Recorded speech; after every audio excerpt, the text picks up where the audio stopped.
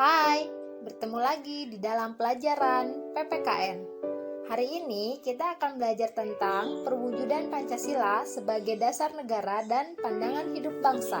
Simak baik-baik ya. Pada saat kelas 7 dan 8, kalian telah mempelajari materi yang berkaitan dengan kedudukan Pancasila. Di kelas 7, kalian sudah mempelajari tentang perumusan dan pengesahan Pancasila sebagai dasar negara. Selanjutnya, di kelas 8, kalian telah mempelajari nilai-nilai Pancasila sebagai dasar negara dan pandangan hidup bangsa. Sekarang, kita mau belajar tentang penerapan Pancasila dari masa ke masa.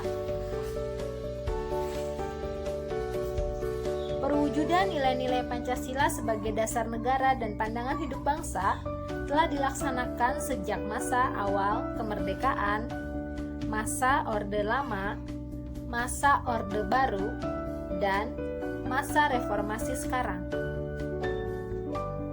Kita akan membahasnya satu persatu. Disimak baik-baik ya.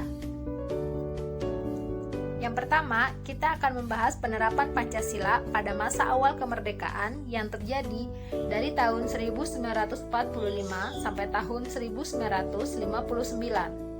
Pada periode ini, penerapan Pancasila sebagai dasar negara dan pandangan hidup bangsa menghadapi berbagai masalah.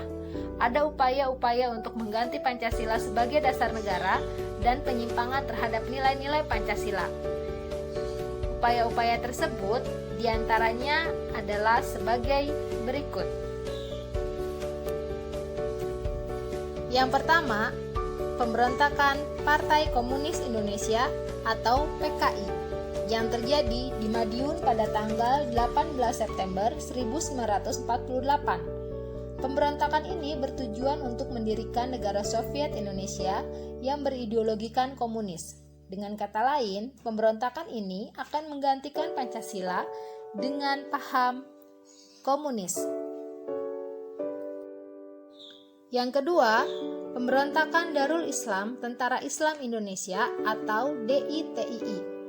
Pemberontakan ini ditandai dengan didirikannya Negara Islam Indonesia atau NII.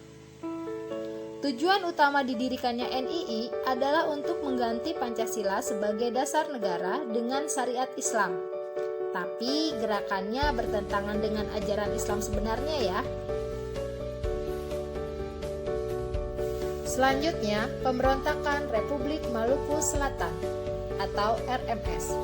Ini merupakan sebuah gerakan separatisme yang dipimpin oleh Christian Robert Stephen Smokil.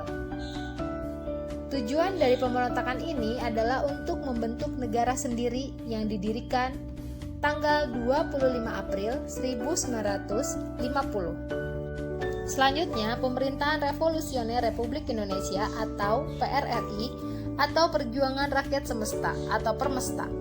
Gerakan ini merupakan bentuk koreksi untuk pemerintahan pusat yang pada waktu itu dipimpin oleh Presiden Soekarno. Soekarno pada saat itu sudah tidak bisa lagi diberikan nasihat dalam menjalankan pemerintahan sehingga terjadi ketimpangan sosial. Pemerintah pusat dianggap telah melanggar undang-undang. Pemerintahan yang sentralistis sehingga pembangunan di daerah menjadi terabaikan dan menimbulkan ketidakadilan dalam pembangunan.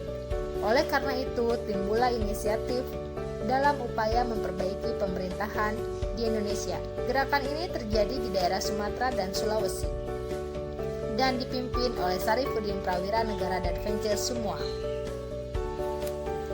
Selanjutnya, gerakan APRA, Angkatan Perang Ratu Adil.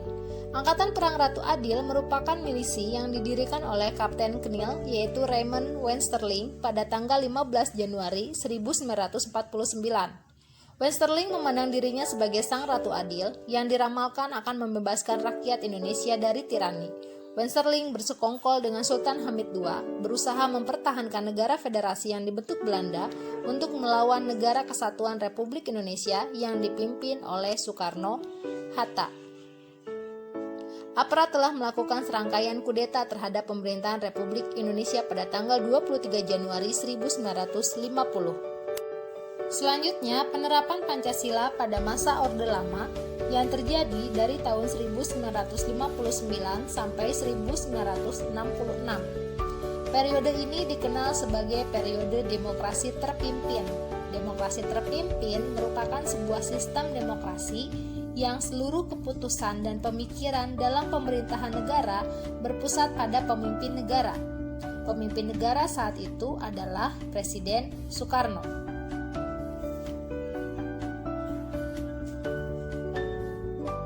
Beberapa penyimpangan terhadap Pancasila dan Undang-Undang Dasar Negara Republik Indonesia tahun 45. Walaupun konstitusi negara sudah kembali pada Undang-Undang Dasar Negara Republik Indonesia tahun 1945, namun pelaksanaannya masih terdapat penyimpangan. Penyimpangannya antara lain sebagai berikut. 1. Presiden Soekarno ditetapkan sebagai presiden seumur hidup berdasarkan TAP MPRS nomor 20 tahun 1963 yang menyebabkan kekuasaan presiden semakin besar dan tidak terbatas. 2. Presiden mengeluarkan penetapan Presiden nomor 3 tahun 1960 tanggal 5 Maret 1960 yang membubarkan DPR hasil pemilu tahun 1955. 3. Presiden membentuk MPRS yang anggota-anggotanya terdiri atas anggota DPR GR, utusan daerah dan utusan golongan yang semuanya diangkat serta diberhentikan oleh Presiden.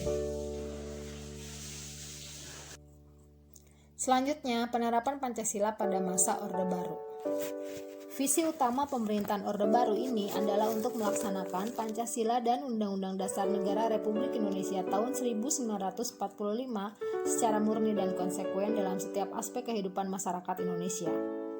Dengan visi tersebut, Orde Baru memberikan secercah harapan bagi rakyat Indonesia, terutama yang berkaitan dengan perubahan-perubahan politik, dari yang bersifat otoriter pada masa demokrasi terpimpin di bawah pemerintahan Presiden Soekarno menjadi lebih demokratis lagi. Pada masa pemerintahan Orde Baru, pembangunan nasional dapat dilaksanakan secara bertahap dan berkesinambungan melalui rencana pembangunan 5 tahun atau Repelita dan program pembangunan yang tertuang di dalam GBHN.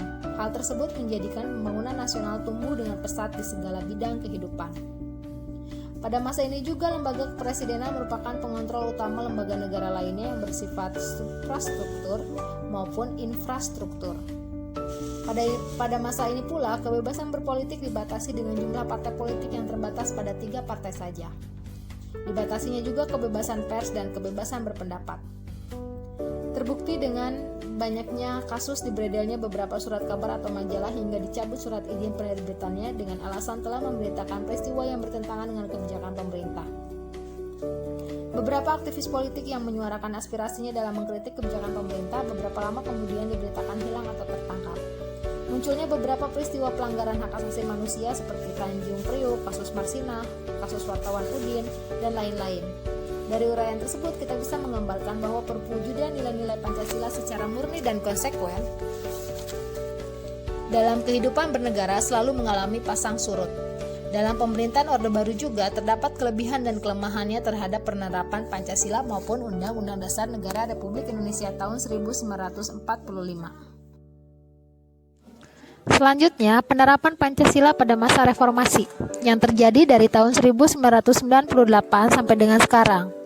Pada masa reformasi sekarang, penerapan Pancasila sebagai dasar negara terus menghadapi berbagai macam tantangan. Penerapan Pancasila tidak lagi dihadapkan pada ancaman pemberontakan yang ingin mengganti Pancasila dengan ideologi lain, tapi lebih dihadapkan pada kondisi kehidupan masyarakat yang diwarnai oleh kehidupan yang serba bebas. Sekian pembahasan hari ini.